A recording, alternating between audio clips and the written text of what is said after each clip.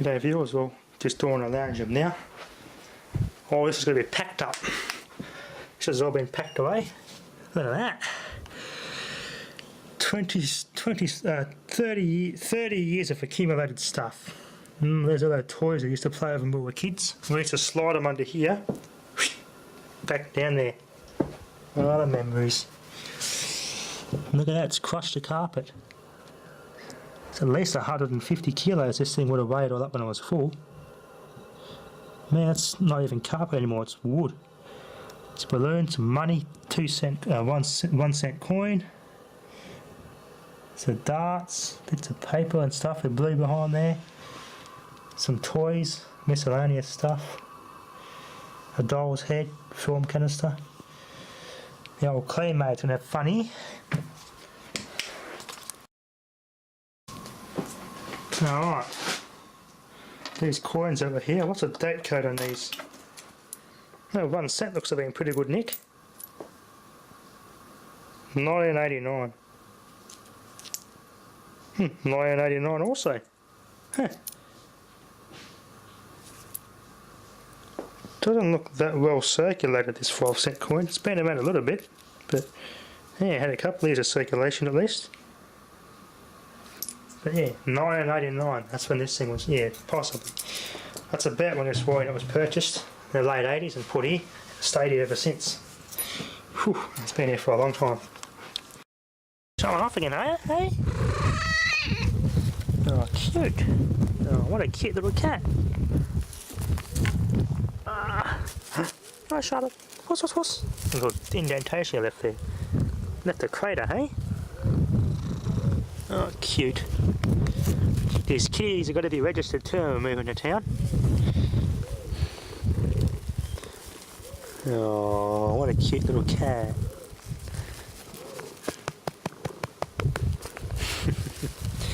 Gotta love these cats, hey? Always showing off for the owner. Yeah, little show off. Ow, hey? Cute. Oh, gosh, it's all been thinned out. I'm gonna pack all this stuff firmly, this boxed stuff. I've got my boxed stuff on shelves in the back of the container. I've yet to put a strap around to hold the back half up, and the back half's all done. I'm gonna leave my Valve TVs and my radios because I'm gonna have to get a cupboard in there and pack these into it. Put these TVs with them as well at the front of the container. This is the most delicate one of them all. Yeah, this is going to be a challenge. I don't want to neck that thing. As soon as I neck that thing, it's the end of the world. That's it. Yeah. But too many nightmares and bad stories happening with necks getting snapped off old TV tubes in the past. So I've got to be very careful with this bloody thing. I'm going to have to improvise and leave this for last. I've got to put it somewhere where it's not going to get broken. And that'll probably hang up on the wall in the corner. Most of my circuit boards are out. I've got to find one more box to put the rest of that stuff in. I've got plenty of spare surplus wires in there. These are going to go on the front of my my good stuff for my spare capacitors and my test equipment, because they're the most perishable of the lot. Capacitors, these will dry out, especially in the summertime. When the container's sitting out in the sun, that's going to kill them. So I'm going to have to carefully plan this. But we're going to access this stuff once in a while. We're going to try and find a nice bit of land we can build a new house, whack our containers there, and then build everything around them. That seems to be the going thing now. The dad's just ordered another his own container, a 40-footer. So a 40-footers are there's no demand for them, so they're easier to get than a 20-footers. A 20-footers is a big demand on them. Everyone wants them. And the price of that's gone up now, nearly $4 grand per 20-foot container. I paid $3 grand for mine, and they're $3,700. The 40-footers are $4,200, so there's a little bit of extra you pay, you can get a 40-footer. They're more easier to get hold of. So I was lucky to get mine when I did.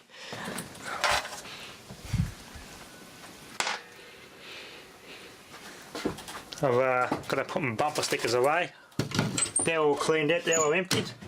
This is all emptied. That's empty up there.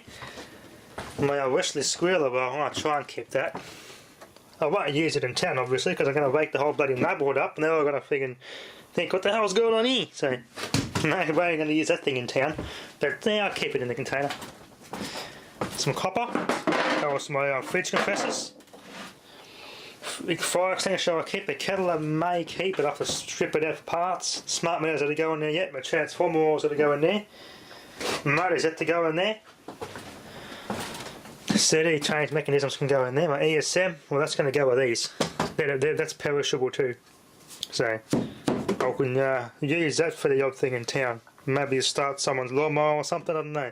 If I don't have one of those cheap jump starter packs, I just use that. It'll last longer. Yeah, I'll keep that in town. That with a little smart charge on it. That's holding about 13 volts still. From about nearly 5 weeks ago is the last time I used that. And it's still holding a good charge and no loading it. So that'll last good in storage as an emergency jump starter pack. Anyway, I do want some data copying off of this old bad sectored Seagate. It's 50% health, that flat, low profile Seagate. And it was 52% when I started, because this Acronis is warning me. The disk temperature on the hard drive got to about 55 degrees above the warning level. Sure enough, it went from 52% and jumped down to 50%. I was like, oh shit. So, off the cover came and on the fan went. So, yeah. A hard drive of bad sectors in a hot environment, and you really want to get the data off it quick, put a fan next to it. Because I didn't realise it was actually dying that quick just running it, copying a lot of files off it. It got hot enough to decrease in health that quickly. I've ordered a USB SATA / IDE compatible USB 3 enclosure for these desktop hard drives, so that'll be coming out and going in an enclosure. I'm going to back everything up off that onto my main computer.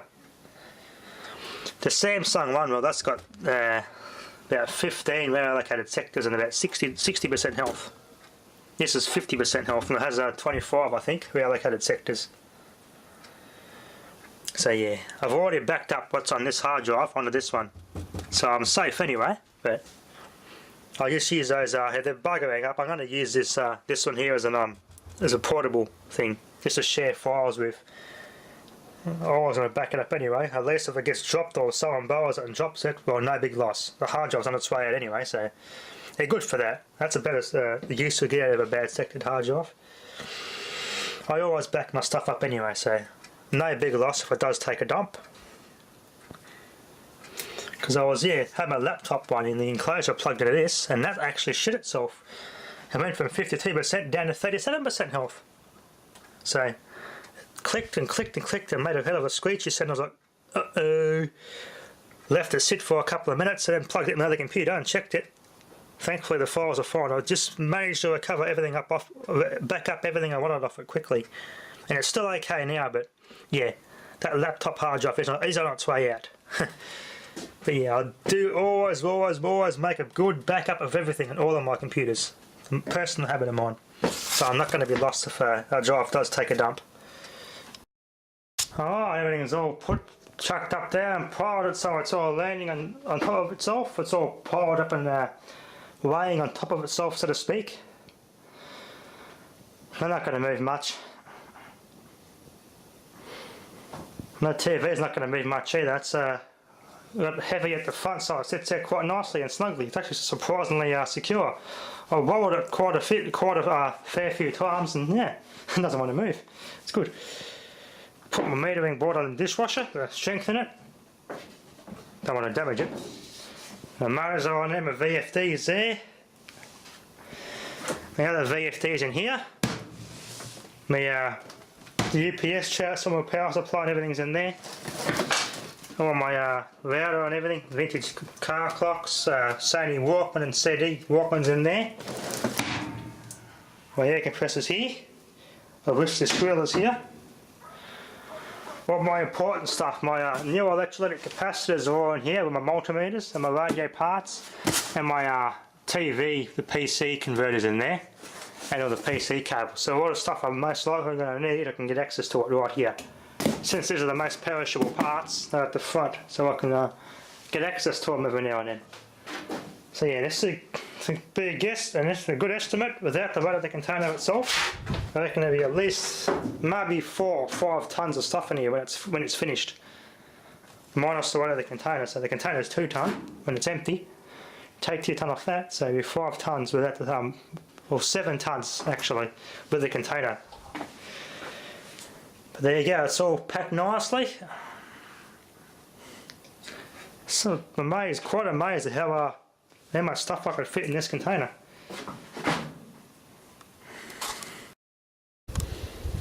The wood's a little bit warped. I wonder why. Anyway, that one there broke. I was only just able to lift this front end up with a tractor. I had to tilt it forward and then wedge the tines under it hard to get it to lift a little bit because the hydraulics weren't strong enough. And the Fiat 4566 is the two-wheel drives that we've got. They're laying the snap axles and stubs, so I don't want to snap the axles of the tractor off. It won't lift any harder. The hydraulics aren't tuning that hard. We turn the hydraulics down so it restricts it so it doesn't do that. But it was only just enough to get this high off the ground so I could stick those bits of wood under there. Anyway, it's 90% fully packed. I haven't put the house stuff in there yet. I got about